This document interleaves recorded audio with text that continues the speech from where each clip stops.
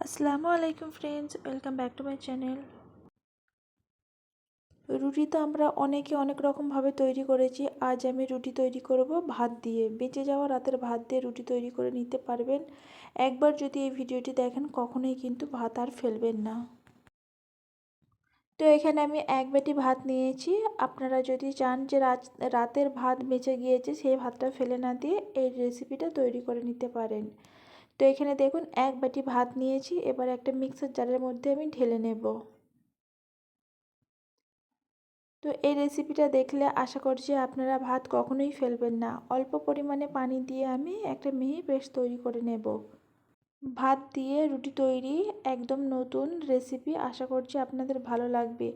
আর এই রেসিপিটা দেখার পরে আশা করছি আপনারা কখনোই কিন্তু ভাত ফেলে দেবেন না। রাতের বেঁচে যাওয়া ভাত দিয়ে আপনারা এই রেসিপিটা তৈরি করে নিতে পারবেন। তো এখানে দেখুন একটা কড়াই নিয়েছি, কড়াইয়ের মধ্যে যে ভাতটা আমি পেস্ট করেছি সেটা ঢেলে নেব।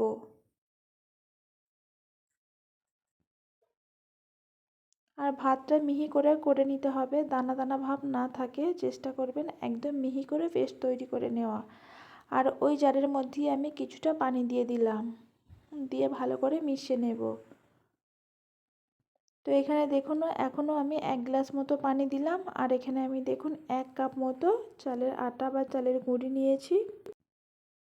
তো ভালো করে দেবার পরে মিশিয়ে নিতে হবে, কোনো রকম দলা না পেকে থাকে।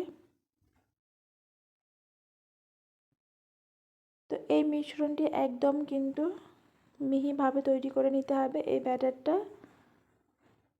আর দিয়ে দিলাম পরিমাণ মতো লবণ, দিয়ে আরও একবার মিশিয়ে নেব। এখানে দেখুন একদম ব্যাটারটা ক্রিমির মতো তৈরি হয়ে গিয়েছে। আর ব্যাটারটার মধ্যে কোনো রকম দলা পেকে নেই গো।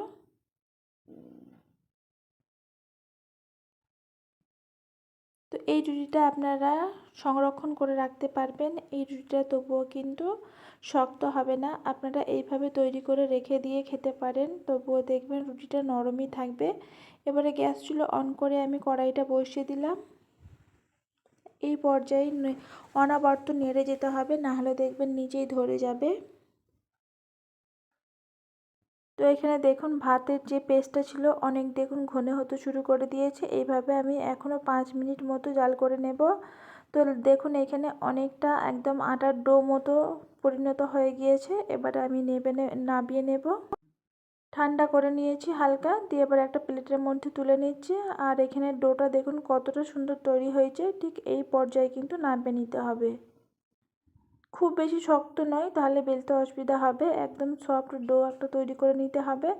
আর এখন কিন্তু অনেক গরম, একটু ঠান্ডা করে নেব, তারপরে আমি সুন্দরভাবে আটাটাকে মথে নেব। তো এই রুটিটা যত ভালো করে মথে নেওয়া হবে রুটিগুলো কিন্তু ততই সুন্দর হবে। তো এখানে দেখুন আমার এক বাটি ভাত দিয়ে এতগুলো রুটি তৈরি হয়েছে, রুটি তৈরি হবে। তো এবার গোল করে নিচ্ছি এক একটা বলকে। ভাত দিয়ে যে এত সুন্দর রুটি তৈরি হয় আপনারা না দেখলেই বিশ্বাস করবেন না। আশা করছি আমার ভিডিওটি আপনাদের ভালো লাগবে। ভালো লাগলে লাইক কমেন্ট শেয়ার করবেন। এখনও অবধি যারা সাবস্ক্রাইব করেনি প্লিজ সাবস্ক্রাইব, আর যারা সাবস্ক্রাইব করে রেখে আমার পাশে আছেন তাদেরকে জানাই অসংখ্য ধন্যবাদ। তো এখানে দেখুন আমি রুটিটা বেলে নিচ্ছি। রুটিটা কিন্তু সমানই হচ্ছে, আপনারা যদি চান এভাবে রুটি তৈরি করে নিতে পারেন।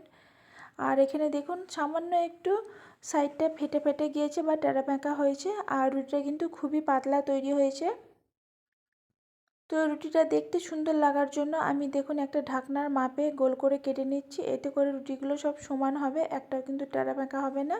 তো রুটিগুলো দেখুন কতটা সুন্দরভাবে বেলে নেওয়া গেল। তো আপনারা চাইলে এইভাবে রুটি তৈরি করে নিতে পারবেন খুব সহজেই। আর যারা রুটি বেলতে পারে না ঠিকঠাক মতো তারা কিন্তু এই টিপসটি ফলো করতে পারেন। টেরা বেঁকা হলেও কোনো সমস্যা নেই, আপনারা যে কোনো একটা মাপ বসিয়ে দিয়ে সমান করে ধারটা কেটে নেবেন। তো এখানে দেখুন রুটিগুলো সব কটা রুটি আমার বেলা হয়ে গেছে আর একই সমানভাবেই তৈরি হয়েছে। খুব বেশি সময়ও লাগবে না, অল্প সময়ের মধ্যে আপনারা এত সুন্দর রুটিগুলোকে তৈরি করে নিতে পারবেন। একদম সাদা ধবধবে আর নরম তুলতুলে। এই রুটিটা রাখার পরেও কিন্তু বেশ কিছু ঘন্টা নরম থাকবে। কি আজকে করে রেখে কালকে যদি খান তাও দেখবেন নরম আছে। তো এখানে আমি রুটিগুলো সেঁকে নিচ্ছি। আর রুটিগুলো দেখুন খুব সুন্দরভাবে ফুলেও যাচ্ছে। একইভাবে আমি সব রুটিগুলোকে তৈরি করে নেব বা সেঁকে নেব।